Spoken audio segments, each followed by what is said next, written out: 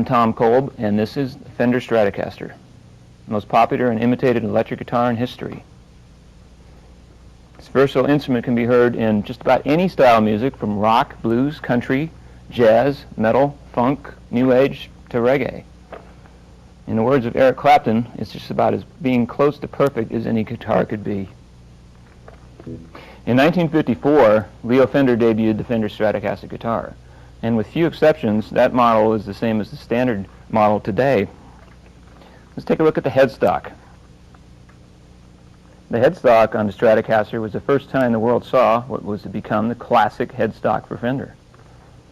With its 6 inline tuners, makes it a cinch to know what string you're on when you're tuning. String tree that guides the E and the B, a nice angle over the nut.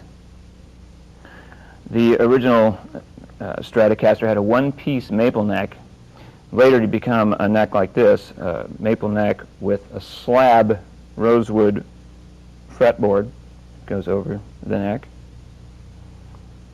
and the dots, position markers, 2 at the 12th fret, and the neck bolts on with 4 bolts here.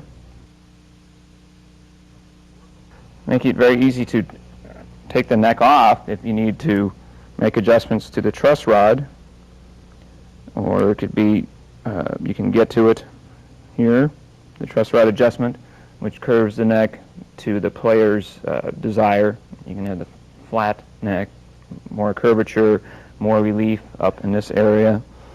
It's a good idea to try that by yourself. Take it to a good repairman and he'll fix it for you. Now the body of the Stratocaster. Leo Fender was known for talking to the musicians of the time and getting their desires and their complaints about current models of his and other people's guitars, to get in ideas for new designs. One common one from a lot of players was that when they sat down for long recording sessions, the body of the guitar would dig into their ribs. So the famous contour body, the wood was cut in to give relief for the player's body, for comfort there while sitting or even standing. And also in the front, it's cut back at a slant to allow the arm to comfortably rest, because that was another complaint the players had, was it would dig in, other guitars would dig in right here on the arm. It's very, very comfortable, and it has remained in this shape ever since 1954.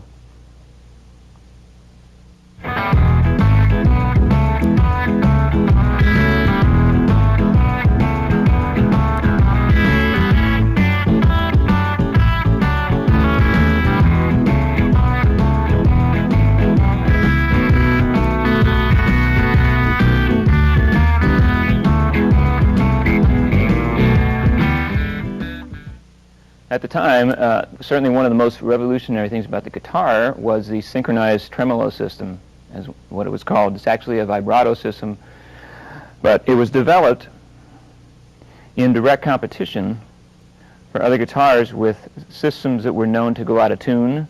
One very popular system was the Bigsby vibrato, and what that did was it sent the strings over the bridge, and that caused a lot of tuning problems.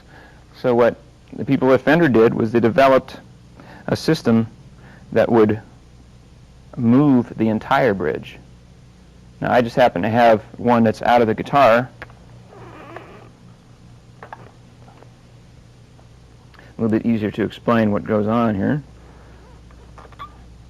The bridge here is attached to a counterbalance that passes through the body, and underneath run 5 springs that are attached to the body here for the tension that way. This part of the system would be screwed in with 6 screws right into the body, so that's firm, and when it's brought down or up, course, the springs in the back will return it to pitch in tune. It can be even brought back. With other guitars at the time, it would be way out of tune by the time you got back to it. Another first for the Stratocaster was the incorporation of six string saddles. At the time, the competition had maybe just an entire one-piece bridge, or maybe 3 strings would have to share, or 2. But this was better because it allowed the player to adjust not only the height of each string for the action, because some people like higher action, some people like lower, but also you could adjust the intonation of each string, which was probably the most important part. And that's done by screwing the screws either clockwise or counterclockwise, thus bringing the saddle forwards or back. And you could do that by playing open high E, and either playing a harmonic at the 12th fret or simply fretting the 12th fret. And that, of course, should be the same pitch, an octave higher. And if it's, say, for instance, sharp, then you would want to lengthen the string, and that's done by screwing clockwise in, thus bringing the saddle back. And if it was flat, then you'd want to shorten the length of the string, and that, of course, is done by counterclockwise, bringing the saddle forward. And you could play a D chord open, and then move the triad up to the 14th fret, and that's the desired effect, that it's in tune with itself down here, not sounding like this. That'd be horrible. So intonation on each string was fantastic development.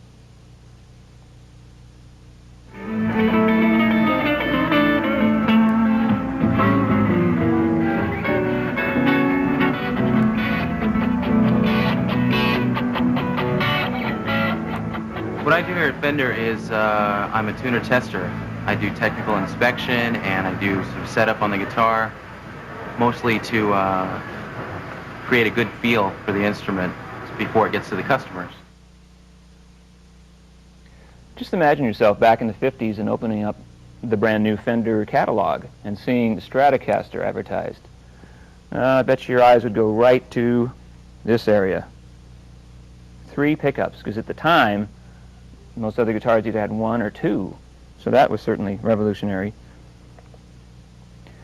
The pickups that were made with Alnico 5 magnetic pole pieces, and they were staggered at different heights because different strings vibrate louder than others. And over the years, as string gauges became lighter, the pole pieces have been built more flush to the pickup. The rhythm pickup, known as the neck pickup also, is in a special spot. It's like a magical place. Imagine the 12th fret, where you get that harmonic. Imagine a 24th fret, and you can play another harmonic here, right above the pickup, where the 24th fret area would be. And that probably has something to do with the magical tone of that pickup. The selector switch is a 3-way selector switch. In this position, it activates the pickup we're talking about right now. Bring it back to the middle position, and of course, logically, it activates the middle pickup. A little bit brighter sound than the warmer neck. And of course, all the way down would activate the bridge pickup, or the rear pickup, lead pickup, also known as, and that's the brightest one. And there's some magical settings that supposedly weren't intentionally developed, but found by players between the pickups. If you notch the selector switch, you'll activate these 2 pickups, creating a nasal sounding sort of out of phase sound. And likewise, if you get it between the rhythm and the middle pickup, you get a similar funky sound activating these two pickups. Now in the 50s, that was, accidentally discovered, but of course eventually Fender created a 5-way switch, so you could easily get those settings. Leo Fender was known for being highly interested in the maintenance of instruments, sometimes even more than the cosmetic appeal. If you look at the pickguard, notice that the controls, the pickups, and the selector switch are all attached to it. So by removing the screws in the pickguard and of course the strings, the whole main part of the control cavity can be lifted out for easy servicing. Last of all, a subtle development was the jack receptacle.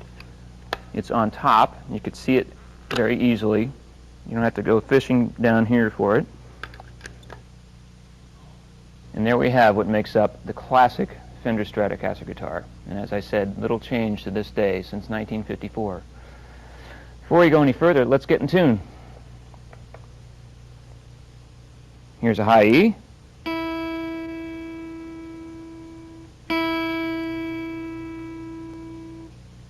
Here's B, second string.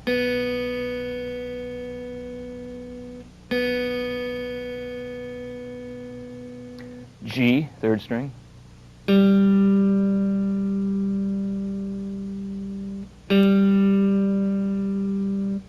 D, fourth string.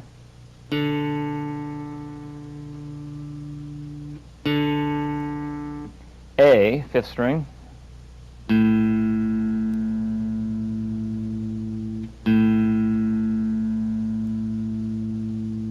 And low E, sixth string.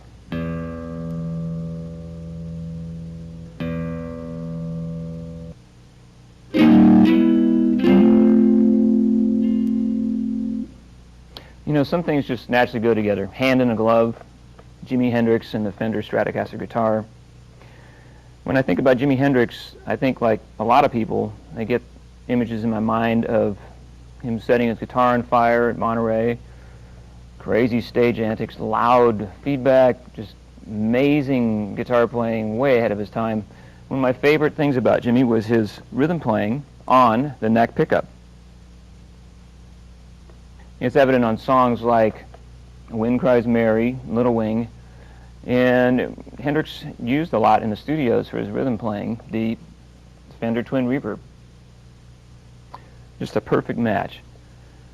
What I liked, he would take like basic chords, like an F here at the 8th fret,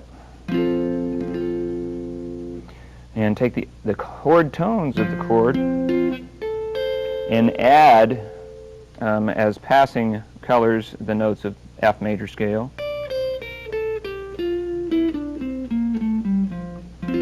Wherever you could play an F chord, like here or here.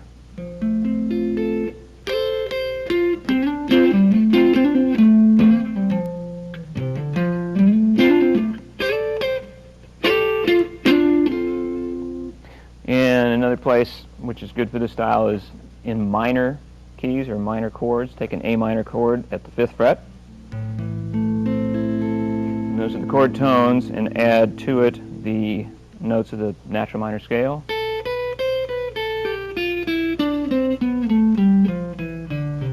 In double stop form.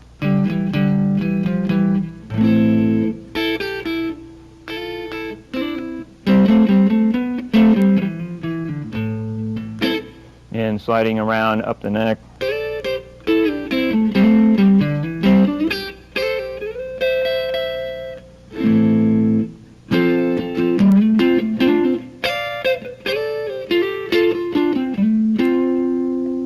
I'm going to play the track and demonstrate some of these techniques right now.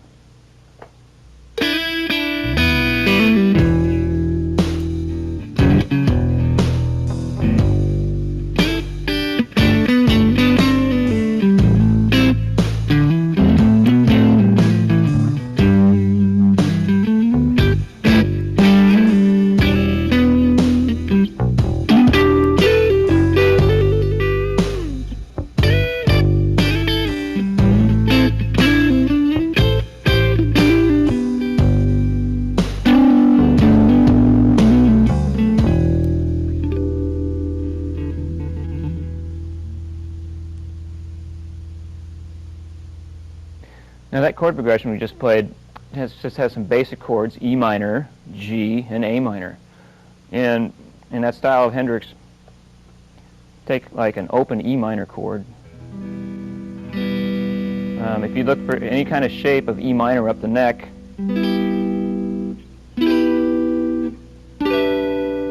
and add as color the chord tones, or actually the scale tones in that chord, and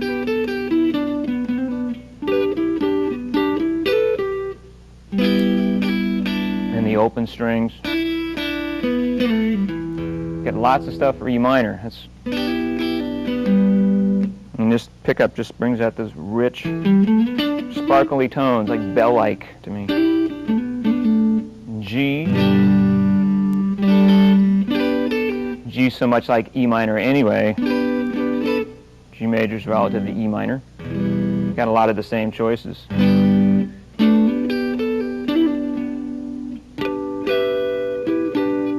And A minor, of course, which I talked about a few minutes ago.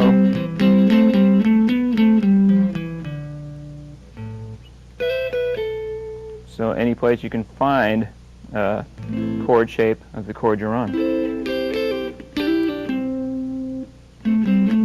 We'll add to that chord, and that's in the style. And Hendrix's soloing, I employed that technique a lot too, like for instance spots of Wind Cries Mary. The solo break has a lot of things to do with F major,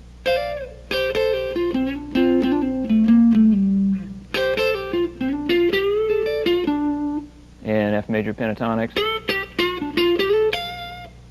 and even just real simple ideas like taking the G chord that happens and making it a sus,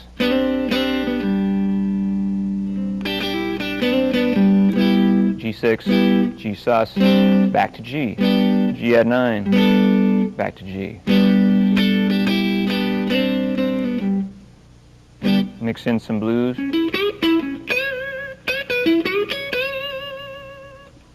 And you have pretty much a lot of the basic aspects of that style.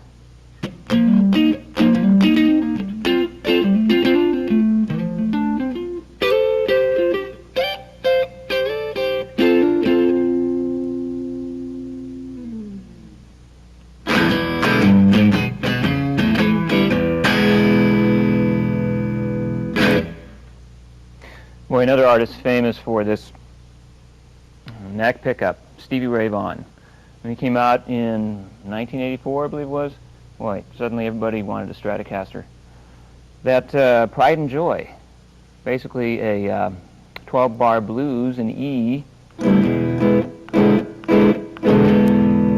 Just that sound with a bit of grit on the amp, just a little bit of overdrive. And that neck pickup sound, hitting those strings real hard. Big old chord with bass line type movement.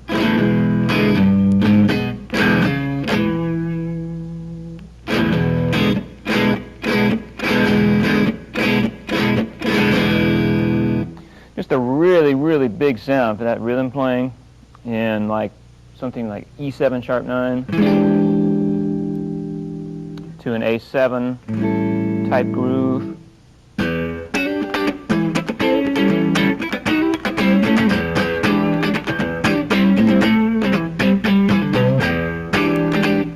Boy, when he just picked that low E, did the chords, this big, round, gutsy sound, just something about the position of that pickup, I think, magical. I'm going to play the track now in a 12-bar blues in E and emulate some of my favorite aspects of its playing.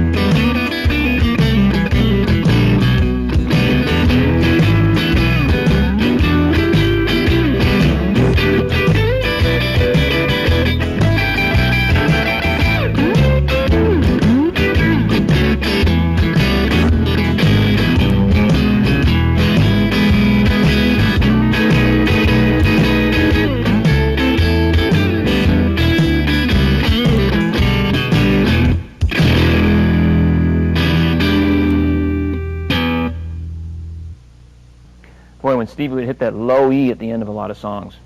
Just to yank it out of his fitting almost. Sounded great. And something about the way the Strat is, strings being closer to the pickguard or something, just makes it really able to dig in, and something about that contour body thing happening right here. I was doing a lot of well, blues scale ideas for single notes like he did. Incidentally, there's a booklet that goes along with this with diagrams and tablature for a lot of these examples I'm showing. If I go too fast, you can go back and see, view the tape again or refer to the booklet. Anyway, the E blues. And at the 12th fret. And double stops you do a lot.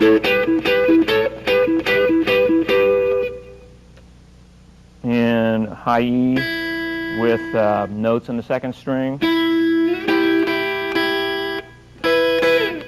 And little two-note chords up the second and third string.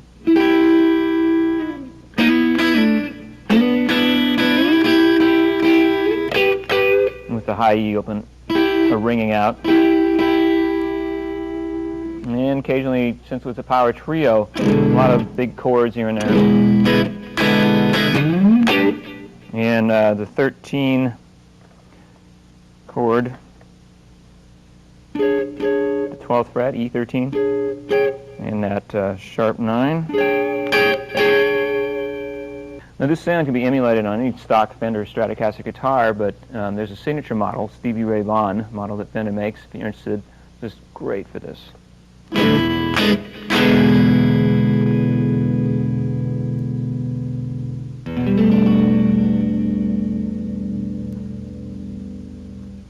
Well, Eric Johnson, another amazing player, comes to mind in this neck pickup.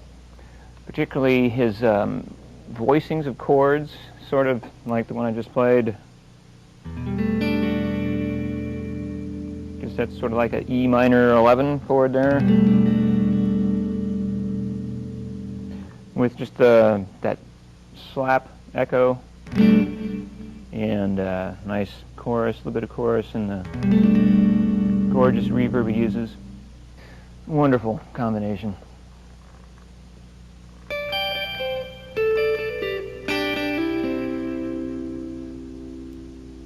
His use of triads with hammer-ons like that. And partial chords, like simple chords like a C chord, where you might play, he plays more spread apart, just really nice sound.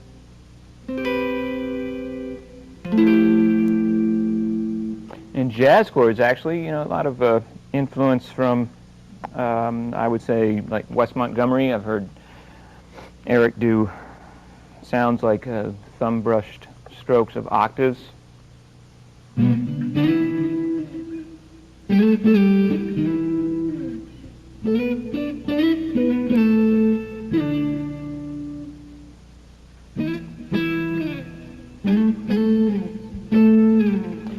And lots of ways you can play octaves. Probably the easiest way is take a D at the 5th fret on the 5th string, and the octave above that would be D on the 3rd string, 7th fret.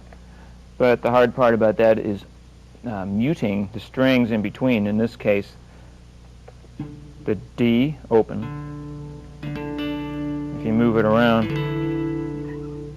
well, that's kind of a cool sound. But when you just want the octave, you have to mute it.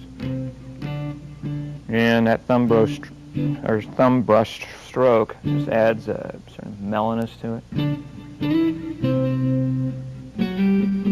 then the octave shape on the 4th and 2nd string. 3rd and 1st, and even 4th and 1st, which is harder to mute those strings in between. Really comes in handy.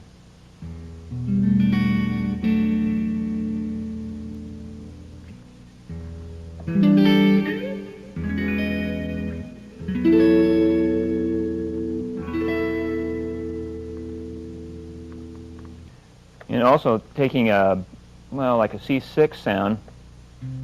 It's a standard C6 shape. What Eric would probably do is opt for more spacing in between the chord tones, root, the 6, and the third of the chord up there.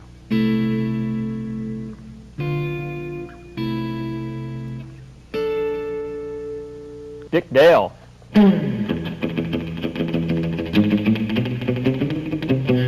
Safaris. From England, Hank Marvin and the Shadows in the Venture sound.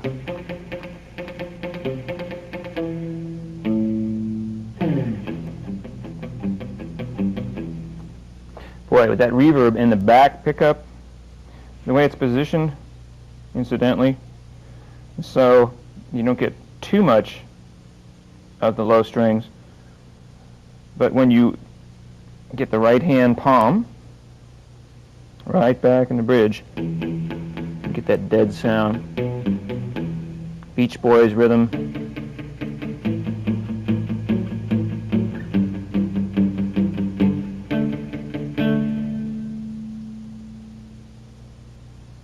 With the mixture of this Fender Stratocaster, that lead pickup, the clean sounding Fender amps with that reverb, great sound. A lot of those artists in those days were just using the blues scale, pentatonics actually. But it's a much thinner sound with that clean sound with the reverb, and it's springy sounding. And the rhythm developed from the Chuck Berry style. Johnny B. Good. Yeah, that reverb, it was the gateway to effects, which was so prevalent in the late 60s in the psychedelic era. Add to the lead pickup of the Strat, souped up distortion, brought out heavily in the late 60s and since, echo, and you had the beginnings of the stylings of David Gilmour from Pink Floyd.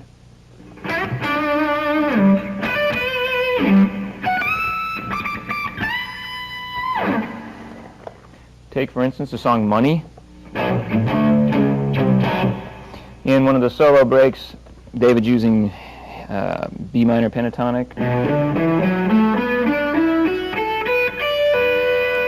but using real strong bends with a nice vibrato, and sometimes double bend, like bend to one note and then bend again, come back and bend again. Like, for instance,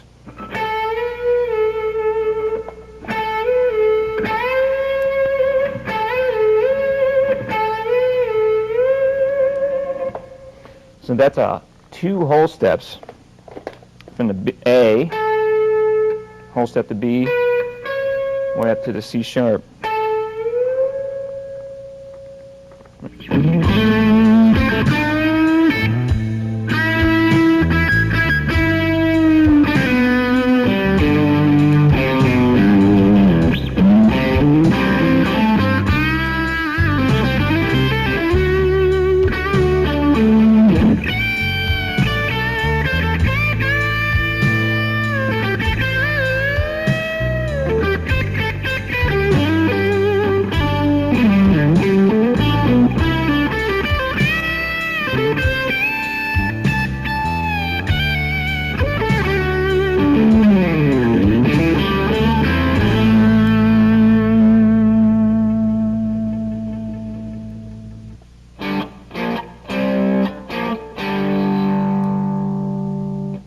Richie Blackmore with the band Deep Purple.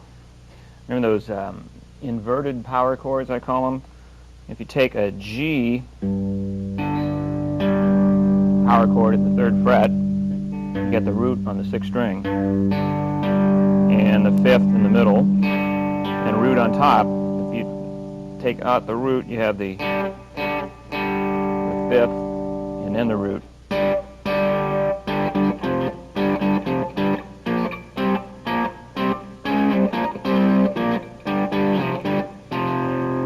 A nice alternative instead of sometimes it gets a little bit too thick with all that distortion. I remember him doing a lot of pull-offs to open strings. I think that's from stuff from Highway Star. Go up and down the neck, or up and down the on the string. Looks like A minor pentatonic, and pulling off to open strings.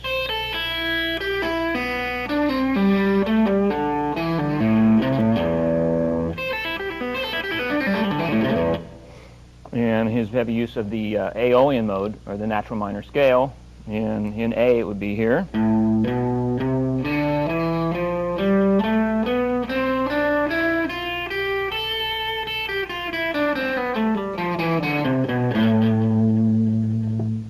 Which brings to mind another fantastic guitarist, Yngwie Malmsteen. Just because Aeolian reminds you of classical music, heavily used in classical music, and the heavy metal and the neoclassical rock from the 80s use this a lot.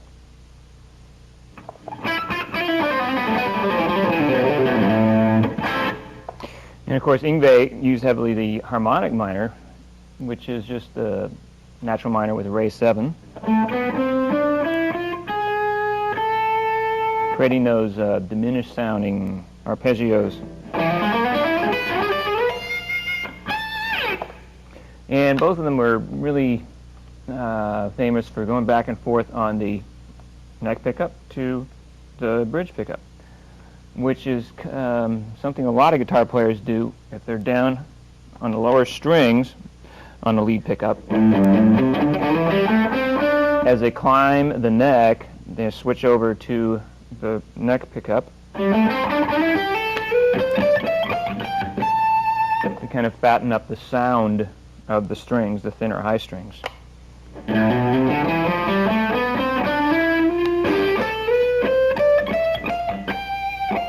And vice versa.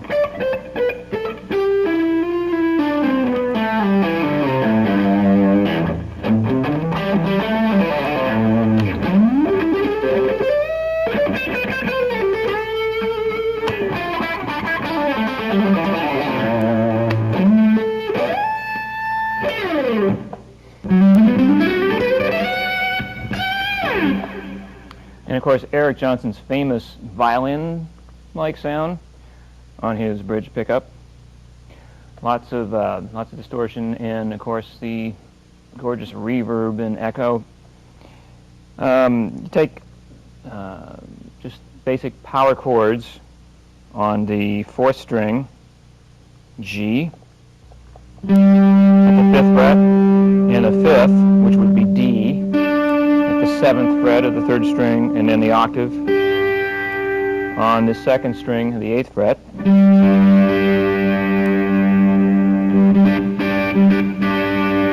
And sound with the pick and the 2nd finger and the ring finger.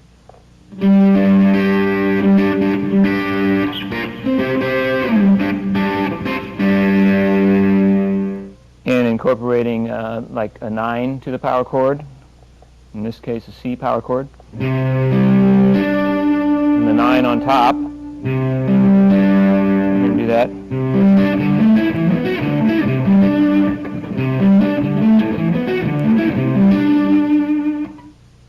And taking a different type of power chord, in this case G on the 5th fret of the 4th string, and the octave G on the 1st string 3rd fret, and D, the 5th of the chord, on the 2nd string 3rd fret. And he would add like the 6th of the chord, E, and then the 7th of the chord, major 7th, F sharp. Got a famous riff.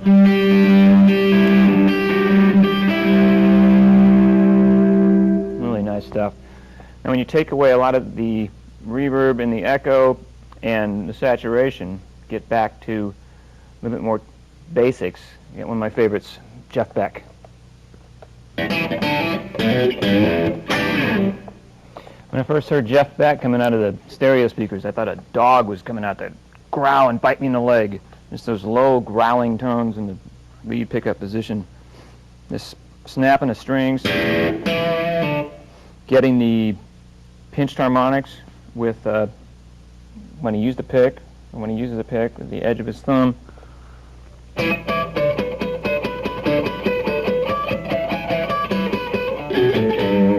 That's the first time I heard that. Just, you know, literally using any finger in his hand.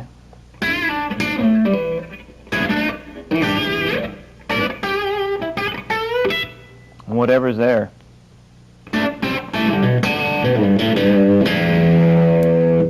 Just the aggressiveness of his tone, his playing, and when he plays, he means it. I'm going to play the track and demonstrate some of that technique.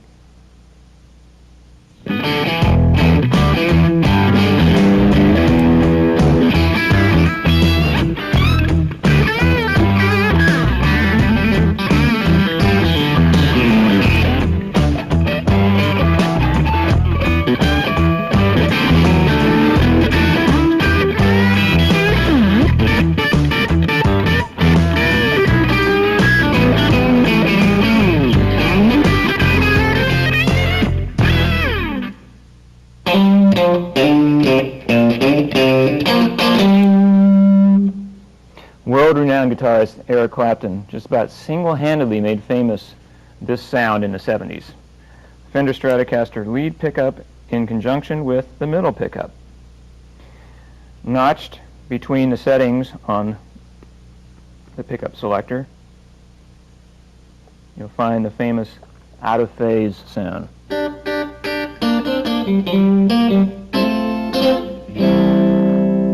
It's not quite like the lead, not quite like the middle. It's in between. Remember.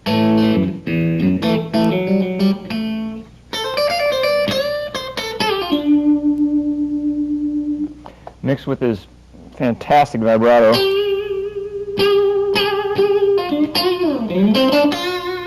Nobody like him.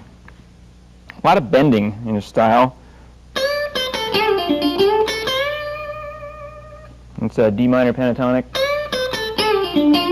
and moving up to a from the 10th fret up to the 13th fret. Another place to play those notes.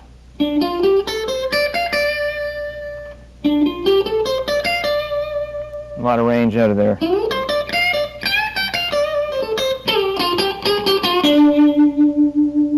And smooth transition from key to key. For instance, in the song Layla, it starts out in D minor, and he's playing D minor pentatonics in the 10th fret area, and he goes smoothly into C sharp minor, the next part of the song,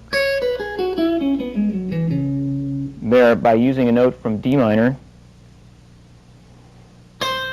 which is C, and a half-step bending to C sharp, which is the root of the new key.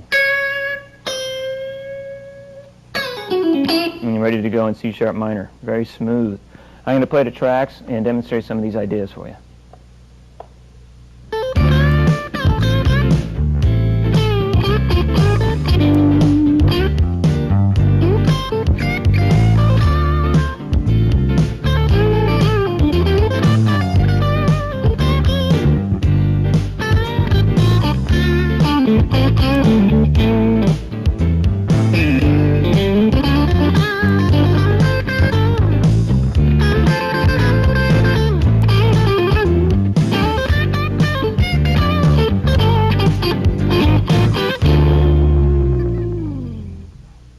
And continuing through the 70s, the sound of the Strat in this configuration could be heard on the radio all over the place.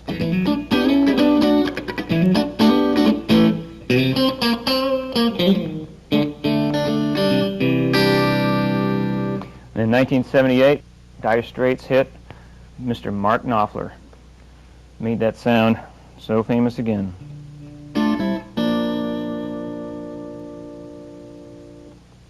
His use of his fingers employed with triads is real prevalent in his style. Taking like a D minor 7th chord, or just a regular D minor, and moving it around the neck, and also in his solo playing, taking the notes from D minor and lining them up in arpeggios, and B flat maybe.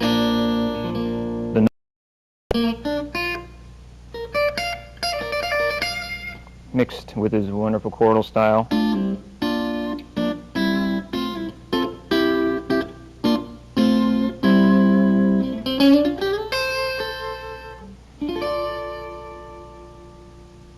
Wonderful combination. I can't think of any other guitar that gets this sound.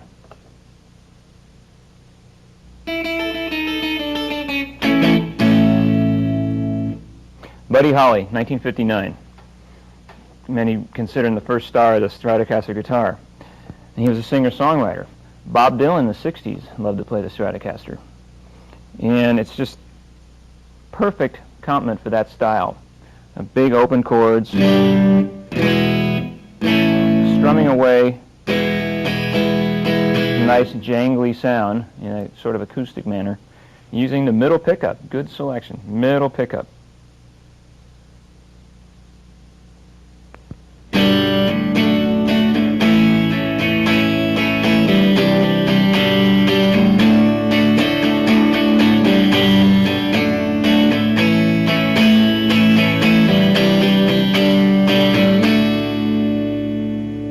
With just a little bit of distortion, it's a nice big sound without getting too bright or too mellow.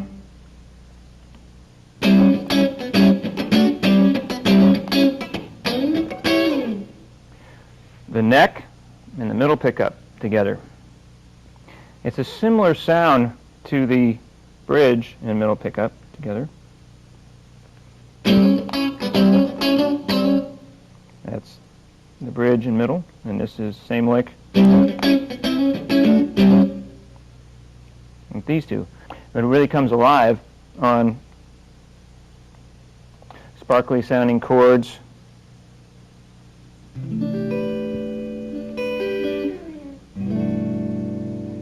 Maybe mixed in with a little bit of chorus.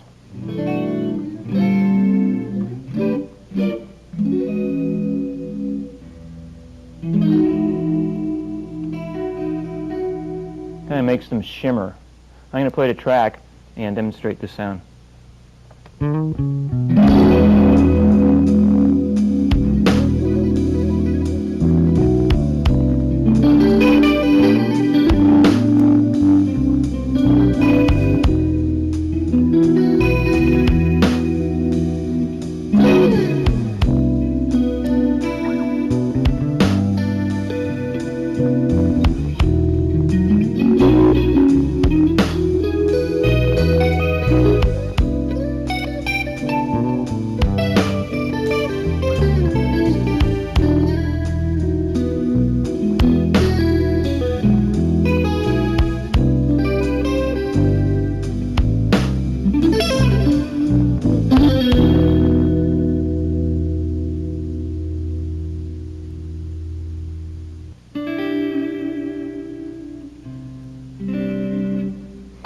In 1954, when the Stratocaster came out, country music was really big, and that's what the guitar players like to use the vibrato system for, to emulate the steel guitar with the sliding into chords. Take a C chord here, triad, the 3rd fret, and maybe add the 9 for that sound, country, and scoop into it. Emulates the sound of the steel guitar in country and Hawaiian music at the time.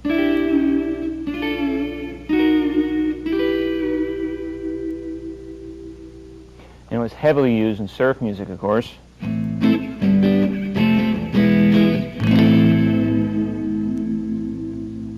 you hear that same style today.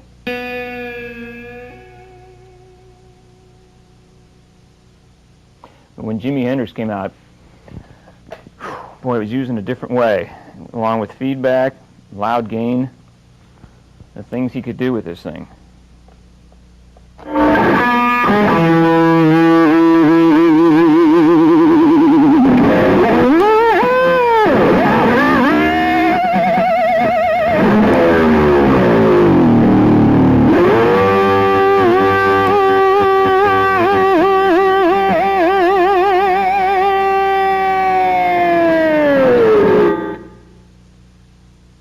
Some of the things that Jimi Hendrix was doing was often just playing a note, and with just the tremendous gain and sometimes the wah-wah, just getting that right spot in the speakers to get the feedback, like so.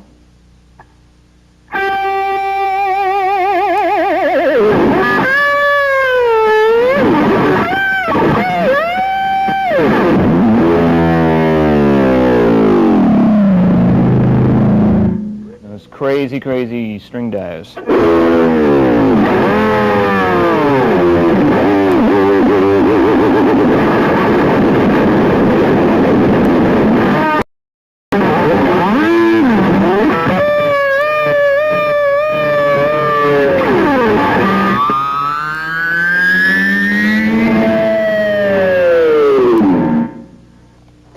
Now, a man who took this a step further, I would say, is Jeff Beck. He can play whole melodies with a vibrato, like so. You can hear Jeff take short melodic passages, like if you fingered this, but played it with the vibrato by holding the first note, diving down, back up again, and then up a half step to the next note, and back again. You'll have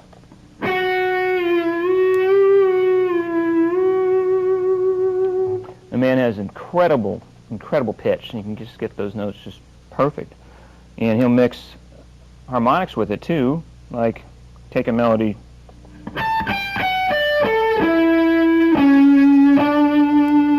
and play all those notes with harmonics and the bar.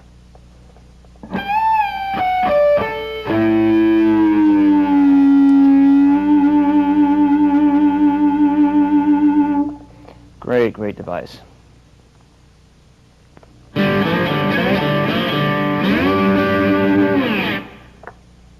Stratocaster is like perfect instrument for the slide. You hear artists like Ry Cooder, Bonnie Raitt, Lowell George from Little Feat, and Roy Gallagher playing it with a bit of distortion, and I hear this setting a lot, the bridge and middle. And a great slide key is if you take your high E, drop it down to D,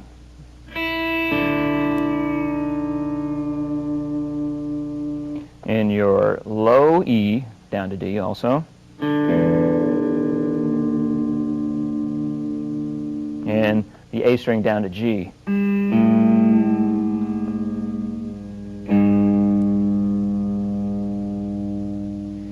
And what you get with this tuning are the notes from a G chord. If you just strum from the 5th string, you get G, and then the regular D, G, B of a G chord, and then D on top. And the low note is the 5th of the chord. So you can actually play chords with your finger. Keith Richards uses this tuning a lot in singer-songwriters. Just move the chord around. I'm going to play it to track and demonstrate some licks.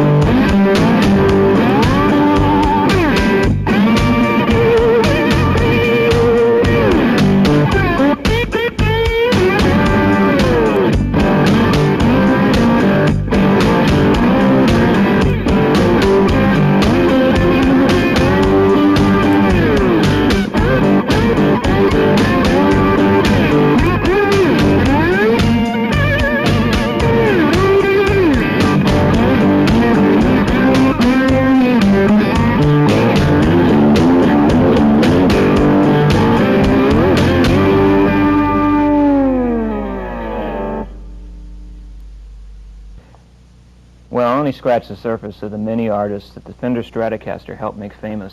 If I missed yours, I'm really sorry about that.